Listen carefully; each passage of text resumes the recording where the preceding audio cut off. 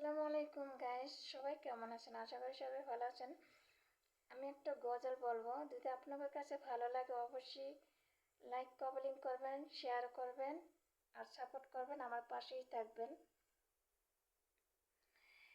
এত সুন্দর করে দিয়া আল্লাহ বাহানাইলা, কেমনে দিবা জাহান্নামে ফালাইয়া, কেমনে দিবা জাহান্নামে ফালাইয়া।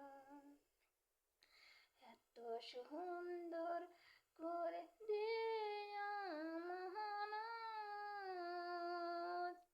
আল্লাহ বাহানাইলা, কেমনে দিবা জাহান্নামে ফালাইয়া, কেমনে দিবা জাহান্নামে আগুনে ফালাইয়া।